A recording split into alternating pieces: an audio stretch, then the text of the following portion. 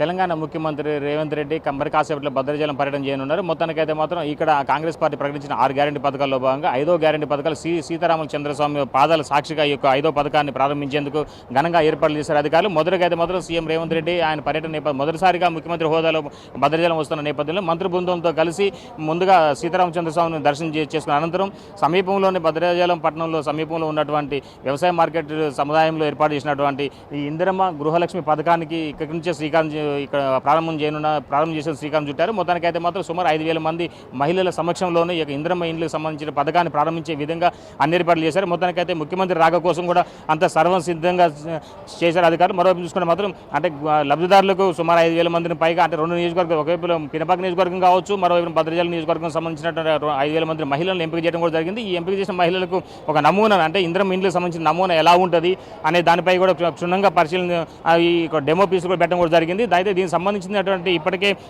అధికారులు కూడా ప్రత్యేక బొగ్గలతో పాటుగా అంటే డైస్ మొత్తాన్ని కూడా అంటే చాలా అందంగా ముస్తాబు చేసిన నేపథ్యం ఉంది. మరోవైపు చూసుకుంటే మాత్రం ఇప్పటికే దీనికి సంబంధించిన ఏర్పాట్లకు సంబంధించినటువంటి ఐటీడీ పీఓ సమక్షంలోని ఈ యొక్క డైస్ ఏర్పాట్లు చేయడం కూడా జరిగింది. మరోవైపు చూసుకుంటే కనుక ఈ యొక్క ఇందిరమ్మ ఇండ్లకు సంబంధించినటువంటి లబ్ధిదారులకు అంటే ఒక్కొక్క లబ్ధిదారునికి సంబంధించి చూసుకుంటే అంటే ఎవరైతే అంటే ఎంపిక చేసినటువంటి లబ్ధిదారులు వాళ్ళందరికీ కూడా అంటే ప్రొసీడింగ్ ఆర్డర్స్ ఇచ్చే సమయంలో వాళ్ళకి ఒక నమూనాని వాళ్ళకి ఈ ముఖ్యమంత్రి చేతుల మీదుగా దీన్ని అందించే విధంగా అన్ని ఏర్పాట్లు చేశారు అధికారులు. మరోవైపు చూసుకుంటే మాత్రం సీఎం రేవంత్ రెడ్డితో పాటుగా డిప్యూటీ సీఎం బట్టి విక్రమార్క, అదేవిధంగా సహచార మంత్రుల బృందంతో పాటుగా ఎమ్మెల్సీలు, అదేవిధంగా మరలా ఇప్పుడు ఎంపీ క్యాండిడేట్స్ కూడా రానున్న నేపథ్యంలోనే మొత్తానికైతే మాత్రం ఈ యొక్క ప్రాంగణం మొత్తం కూడా పోలీసుల వలయంలో ఉందని చెప్పుకోవచ్చు. మొత్తానికైతే ఎస్పీసీ దళాల కాంచి మొదలుపెట్టి సీఎం సంబంధించినటువంటి ఆఫీసర్స్, అదేవిధంగా మరి కొంతమంది భద్రతా సిబ్బంది మొత్తం కూడా ఈ యొక్క సభా ప్రాంగణం మొత్తం కూడా వాళ్ళు తమ ఆధీనంలో తీసుకోవడం కూడా జరిగింది. మరోవైపు చూసుకుంటే కనుక ఇప్పటికే ఈ యొక్క సభా ప్రాంగణాన్ని పరిశీలించేందుకు ఈ యొక్క మాజీ ఎమ్మెల్యే పోవడం వీరయ్య కూడా కాంగ్రెస్ పార్టీ జిల్లా అధ్యక్షుడు మాజీ ఎమ్మెల్యే పోవడం వీరయ్య కూడా ఈ యొక్క సభ ప్రాంగణాన్ని పరిశీలిస్తూ అధికారుల సలహాలు సూచనలు ఇస్తూ ఉన్నారు. అయితే ఈ యొక్క సభ ఘనంగా జరిగే విధంగా అంటే సమీప ప్రాంతాల నుంచి కూడా కాంగ్రెస్ పార్టీకి చెందినటువంటి అభిమానులు కావచ్చు, కార్యకర్తలు కావచ్చు, మహిళలు భారీ ఎత్తున కూడా ఇక్కడ సభా ప్రాంగణానికి వస్తున్నారు. మొత్తానికైతే 5,000 మంది మహిళల సమక్షంలో ఈ యొక్క ఇందిరమ్మ గృహలక్ష్మి పథకాన్ని ఘనంగా ప్రారంభించే విధంగా ఆ యొక్క అధికారులు ఏర్పాటు చేశారు. అయితే దీనికి సంబంధించినటువంటి ఏర్పాట్లు ఎలా జరుగుతున్నాయి, ఎంతమంది రానున్నారు, ఎంతమంది అధికారులు ఇక్కడ పురమాయించిన దానికి సంబంధించినటువంటి కాంగ్రెస్ పార్టీ జిల్లా అధ్యక్షులు మాజీ ఎమ్మెల్యే పోవడం వీరే మనతో పాటు ఉన్నారు. మరి మాట్లాడు చూద్దాం. సార్ చెప్పండి, ఇప్పటికే ఈ యొక్క సీఎం ప్రోగ్రామ్కి ఘనంగా చేసుకునే విధంగా ఏర్పాటు చేస్తున్నారు, దీనిపై మీరేం చెప్పారు? ఎందుకంటే మనకు గత పాలకులు అనంటే ఏదైతే కల్వకుంట్ల చంద్రశేఖరరావు గారు ఈ రాష్ట్రానికి ముఖ్యమంత్రిగా 10 సంవత్సరాల నుండి పరిపాలించిన సందర్భంగా భద్రాచలాన్ని పట్టించుకున్న పాపన బోలే. అది మీ అందరికీ తెలుసు. ఎందుకంటే పాత్రికేయ మిత్రులకు కానీ, ఎలక్ట్రానిక్ మీడియా కానీ, ప్రింట్ మీడియా మిత్రులకు అందరికీ తెలుసు.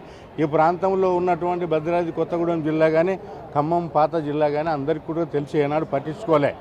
కానీ గెలిచే 100 రోజులు కాకతోనే మన కాడ మంచి ప్రోగ్రాం ఏది హౌసింగ్ ప్రోగ్రామ్నే ముఖ్యమంత్రి గారు భద్రాచలంలో ఇవాళ లాంచింగ్ చేయడం ఈ ప్రాంత ప్రజలకు అదృష్టంగా నేను ఈ సందర్భంగా ఇది సువర్ణ అవకాశం అని కూడా తెలియజేస్తున్నాను. మొదటికైతే మొదటిసారిగా సీఎం హోదాలో రేవంత్ రెడ్డి భద్రాచలం రావడం గతంలో ఎన్నికల ముందు మాత్రం పార్లమెంటు పరిధి వరకు ఆయన పాదయాత్ర చేసుకుంటూ ఈ యొక్క భద్రాచలంకి రావడం కూడా జరిగింది. ఆ సమయంలో మీరు ఎమ్మెల్యేగా ఉన్నారు. అదే భద్రాచలం సమస్యలపై కానీ, అదేవిధంగా పరిసర ప్రాంత సమస్యలపై కూడా మీరు అప్పట్లో కూడా మీరు ఆయన దృష్టి తీసుకెళ్లిన నేపథ్యం ఇప్పుడు సీఎం అయిన తర్వాత మొదటిసారిగా ముఖ్యమంత్రి హోదాలో భద్రాచలం పట్టణకు వస్తున్న సమయంలో ఇప్పుడు ఆ సమస్యలపై దృష్టి సారించే విధంగా మీరు ఆయనకి మళ్ళీ ఆయన వినతి పత్రం ఇస్తున్నారా?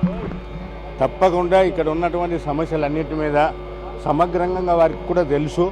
మేము కూడా వారికి సంపూర్ణంగా తెలియపరుస్తాం. ఎందుకంటే మా మంత్రులు మన బట్టి విక్రమార్క గారు, పొంగులేటి శ్రీనివాసరెడ్డి గారు, తుమ్మల నాగేశ్వరరావు గారు ఈ ప్రాంతం పట్ల సంపూర్ణమైన అవగాహన ఉన్నటువంటి మంత్రివర్గంలో ఉన్నారు, క్యాబినెట్లో ఉన్నారు. వారి సహకారంతో మన ముఖ్యమంత్రి మన రేవంత్ రెడ్డి గారికి సంపూర్ణమైన సమాచారం ఇచ్చి భద్రాచల ప్రాంతాన్ని, కొత్తగూడెం జిల్లాని సంపూర్ణంగా అభివృద్ధి చేసే దాంట్లో ముందుంటామని ఈ సందర్భంగా తెలియజేస్తారు. ఇప్పటివరకైతే ఇప్పుడు అంటే ఇందిరమ్మ గృహలక్ష్మి పథకాన్ని ఇక్కడ నుంచే ప్రారంభించేందుకు కసరత్తు ప్రారంభించారు. ఇప్పటికి లబ్ధిదారులు కూడా ఎంపిక చేయడం కూడా జరిగింది. ఇప్పుడు వాళ్ళందరూ కూడా ఇక్కడికి వస్తున్నారా? లబ్ధిదారులు అందరూ కూడా వస్తున్నారు. అందరికి కూడా ఇప్పుడు నియోజకవర్గానికి 3-4 అట్లా ఇచ్చేస్తారు. అందరు కూడా వస్తున్నారు. దాదాపుగా 3-4 వేల మంది వస్తారు.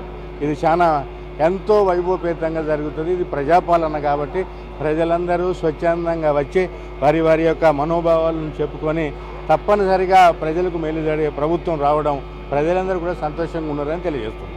సో మొత్తంగా చూసుకోవచ్చు ఇప్పటికే ఈ యొక్క సభ ప్రాంగణానికి సంబంధించి మొత్తం కూడా పోలీసులు ఆధీనం తీసుకున్నారు. మొత్తానికి అయితే మహిళలు కూడా చాలా వరకు కూడా అంటే ఈ అధికారులు ఏర్పరిచిన షామియానాలో కూడా వాళ్ళ సెక్టార్లకు వాళ్ళంతా కూడా రావడం కూడా జరుగుతుంది. మరోవైపు చూసుకుంటే మాత్రం వచ్చినటువంటి మహిళలు కావచ్చు, కార్యకర్తలు కావచ్చు, ఎలాంటి ఇబ్బందులు ఎదురుకాకుండా కూడా ప్రత్యేకంగా వాళ్ళకి అన్ని వసతులు కూడా ఏర్పాటు చేశారు అధికారులు. అయితే ఈ సభను సక్సెస్ చేసే విధంగా మొత్తానికైతే అధికారులు మాత్రం సర్వం ఏర్పాటు చేశారని చెప్పుకోవచ్చు. అయితే ఏదేమైనా సరే మధ్యాహ్నం 12 గంటల సమయంలో ఈ సీఎం రేవంత్ రెడ్డి రానున్న నేపథ్యంలోనూ ఈ యొక్క పర్యటనను చాలా పకడ్బందీ ఏర్పాట్లు చేశారు. మరోవైపు ఛత్తీస్గఢ్ సమీపంలో ఉన్నటువంటి ప్రాంతంలో మావోయిస్టుల వర్సెస్ పోలీసుల మధ్యన కూడా గతంలో కాల్పులు జరుగుతుంది.